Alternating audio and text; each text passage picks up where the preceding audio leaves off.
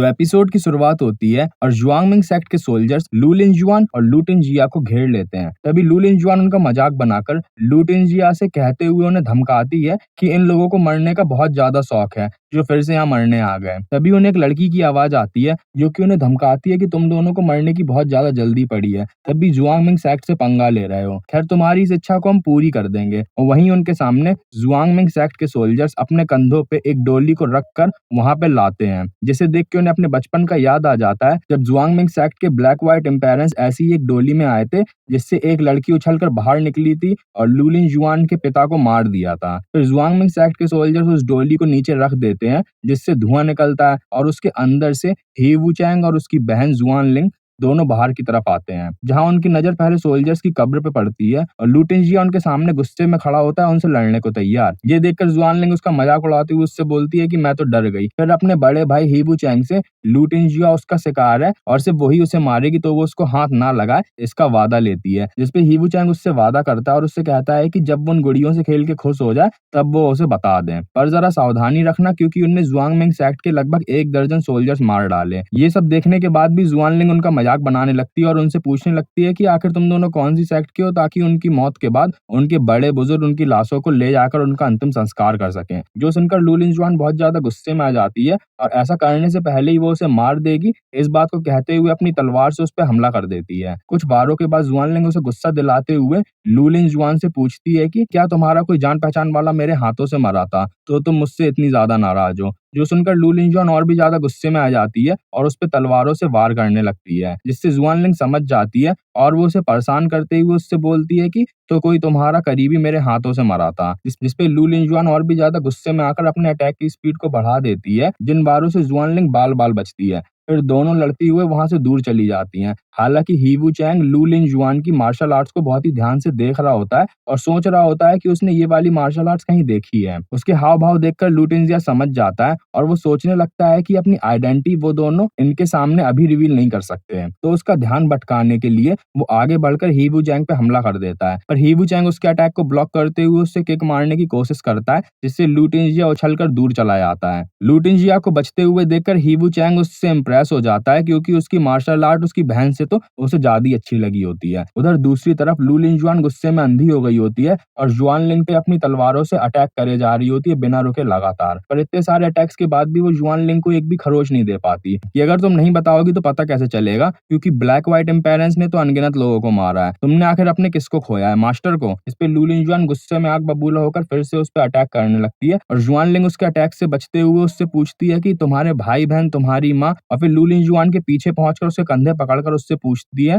या फिर तुम्हारे पिता, जिसके साथ ही लू लिनजुआन को अपने बचपन की यादें याद आ जाती हैं जब ही वुचैंग और जुआन लिन ने मिलकर उसके पिता को मार डाला था और वो वहां उनकी लाश पे बैठी रोती रह गई थी। तभी वो जुआन लिन को पूरी ताकत से मारती है पर वो उसके वार को डॉच कर देती है और लू लिनजुआन की तलवार पीछे लगे पेड़ से टकराकर वहीं पे फंस जाती है, जिससे जुआन लिन समझ जाती है कि उसने उसके पिता को मारा था और फिर वो लू लिनजुआन की तलवार तो अटक गई होती है जिसे वो बाहर नहीं निकाल पा रही होती, तो जुआन लिन पूरी स्पीड में आती है और उसे एक जोर की किक मार के उसे दूर गिरा देती है। फिर उसकी तलवार निकालकर उसके पास आती है और उसे उसके पिता के पास भेजने का वक्त आ गया है ये कहते हुए उसकी जान लेने के लिए आगे बढ़ती है। उधर दूसरी तरफ से लू टिनजिया सब कुछ देख रहा होता है और वो ही वुचैंग के ब्लॉक को तोड़ते हुए उसे दूर फेंक देता है, जिसपे वो पेड़ पे जोर से टकराकर वहीं गिर जाता है और उसके मुंह से खून आ जाता है। मौके का फायदा उठाते हुए लू टिनजिया जुआन लिन की ओर पूरी स्पीड से बढ़ता है और उसके कंधे पे तलवार घुसेड़ देता है। पीछे से ही वुचैंग अपनी बहन को बचाने के लिए लू टिनजिया पे हमला कर देता है, पर लू टिनजिया उसके अटैक को अपने हाथ की गद्दी से ब्लॉक कर देता है,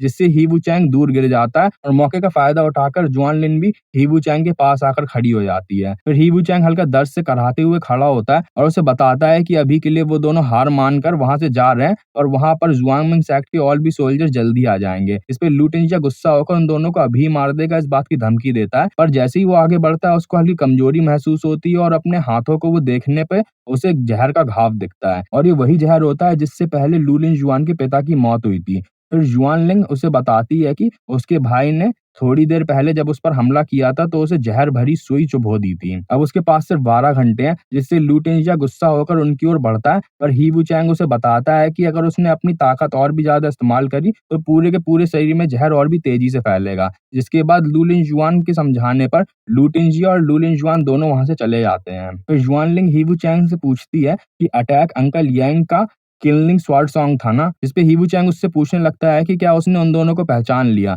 जिसपे जुआनलिंग उसे बताती है कि वो दोनों वही दोनों बच्चे थे जो कि 8 साल पहले अंकल यांग ने बचाए थे। जिसपे ही वूचैंग उससे कहता है कि वो समझ गया था, पर जब उस लड़के ने किलिंग स्वार्ड सॉन्ग का जल्दी में इस्तेमाल किया उसके बाद उसका पक्का हो गया। ये सुनकर जुआनलिंग उसे आइडिया देती है कि वो लोग आखिर उनके पीछे ही पड़े ही क्यों हैं, उन्हें अंकल यांग के रहने की जगह का पता है तो सीधा जाके उसे ही क्यों नहीं मार देते हैं, क्योंकि उन लोगों ने फिर से इन बच्चों को जाने दिया था, तो अब उन लोगों को जुआंगमिंग सेक्ट की लीडर बुढ़िया मोना को भी अब जवाब देना होगा। इस पे ही वूचैंग एक सोल्जर को आदेश दी लोकल यूजाओ सिटी की पुलिस को इन्फॉर्म कर दिया जाए और इन्फॉर्म करके पूरे के पूरे शहर को बंद करने का आदेश दे दिया जाए, क्योंकि उन्हें वो दोनों बहन भाई और लोकल पुलिस को दोनों बहन भाई का हुलिया बता दिया जाए, ताकि जब दोनों शहर में दिखें तो वो ब्लैक व्हाइट एम्पेरेंस को खबर दे दी जाए। जिसपे जुआनलिंग ही वूचैंग से पूछती है कि उसे कैसे पता कि वो दोनों शहर में ही जाएंगे, तो ही वूचैंग उसे बताता है कि लड़के को अपनी जान बचाने के लिए एक जहर का एंटीडोट तो बनाना ही पड़ेगा, जिसको बनाने का सामान सिर्फ शहर में ही मिलेगा। और फिर उसके बाद सीन शिफ्ट हो जाता है। फिर शहर में एक होटल के अंदर लू टिंजिया मेडिटेशन करके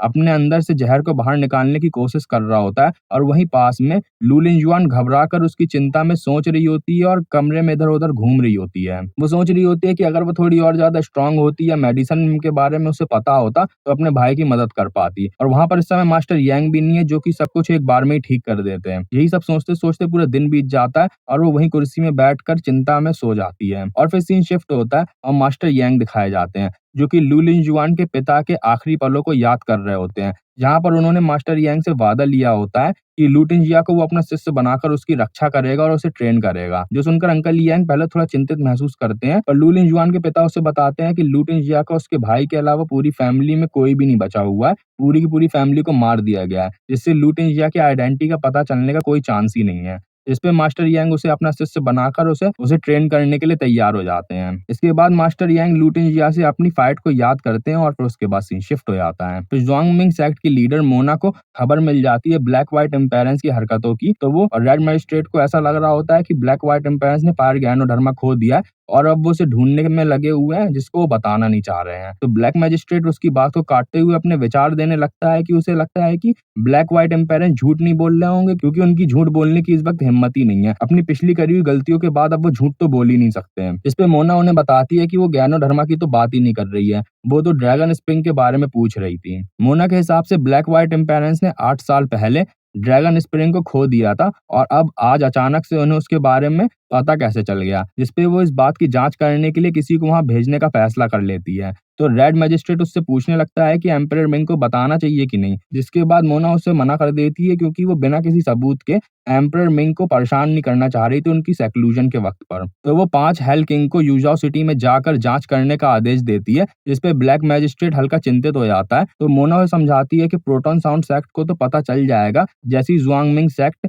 यूजाओ सिटी में जाएंगे, तो जब सारे के सारे किंग्स जांच कर चुके होंगे तो उसे पूरा विश्वास हो जाएगा कि ब्लैक व्हाइट एम्पायर झूठ बोल रहे हैं कि नहीं। फिर वो उनकी मदद करने के लिए कुछ सोल्जर्स को भेजने का आदेश दे देती है, इस चेतावनी के साथ कि अगर इस बार वो दोनों झूठ बोल रहे होंगे तो उनकी खैर नहीं है। उसके बाद सीन शिफ्ट होता है और मेड दिखाई जाती है, जो कि दुखी सी फीमेल एम्प्रेस के पास आती है और फीमेल एम्प्रेस उस पर गुस्सा करते हुए उसे टॉन्ट मारती है कि क्या वो फायर गैनोडर्मा को इस वक्त एंजॉय कर रही है कि नहीं, जिसपे मेड फीमेल एम्प्रेस को समझाने की कोशिश करती है कि वो बेहोश थी और उसे पता भी नहीं चला और लड़के ने फायर गैनोडर्मा उसे पिला दिया। तो फीमेल एम्प्रेस उससे पूछती है कि अगर उसे इतना ही अफसोस है तो उसने उस लड़के की जान क्यों नहीं ले ली, जिसका जवाब मेड के पास ना होने की वजह से, जिसके बाद फीमेल एम्प्रेस उसे सारी जिंदगी गुफा में जाकर दीवार की तरफ मुंह करके मेडिटेशन करने की सजा दे देती है। और फिर उसके बाद सीन शिफ्ट हो जाता है। फिर शहर दिखाया जाता है, जहाँ पर होटल के कमरे में लू लिन जुआन अभी भी चिंता में इधर उधर घूम रही होती है और अभी भी लू टिंजिया को होश नहीं आया होता। तो वो शहर का जायजा लेने के लिए खिड़की से नीचे जहाँ उसे जुआंग सेक्ट के कुछ सोल्जर्स उन दोनों को ही ढूंढते हुए इधर-उधर घूम रहे होते हैं, दिखाई पड़ते हैं। तभी लू टिंजिया को होश आ जाता है और लू लिंजुआन के पूछने पे वो उसे बताता है कि ब्लैक व्हाइट एम्पेरेंस का पाल्म ऑफ कॉर्प्स जहर बहुत ही ज्यादा ताकतवर है। अपनी कुंग फू की पूरी ताकत लगाने के बाद भी वो सिर्फ दिल और फेफड़ों में जहर को फैलने से रोक पाया है। फिर वो ग्लूटेनियस करके कुछ लू लिंजुआन से लाने को बोलने वाला होता है कि तभी वो फिर से बेहोश हो जाता है। इस पे लू लिंजुआन बहुत ज्यादा घबरा जाती है और उसे कई बार होश में लाने की कोशिश भी करती है, पर कुछ काम नहीं आने पे वो उसे एक जोर से चमाटा मार देती है, जिससे लू टिंजिया थोड़ी देर बाद होश में आ जाता है। फिर वो लू लिंजुआन से ग्लूटेनियस चावल लाने को बोलता है, जिसे वो अपने घाव पर रखकर अपनी इंटरनल एनर्जी की मदद से जहर को चावलों पर निकाल सकता है। इतना कहने के साथ ही वो फिर से बेहोश हो जाता है और लू लिंजुआन उसे वहां पर लिटाकर चावलों को ढूंढने में लग जाती है। फिर उसे पता चलता है कि उसने लड़ाई के दौरान अपने पैसे भी कहीं पे गिरा दिए थे। इसके बाद वो बहुत ज्यादा गुस्से में आ जाती है और फिर वो गुस्से में आकर अपनी तलवार को लेकर बाहर चली जाती है चावलों को ढूंढने, और फिर उसी के साथ साथ एपिसोड खत्म हो जाता है।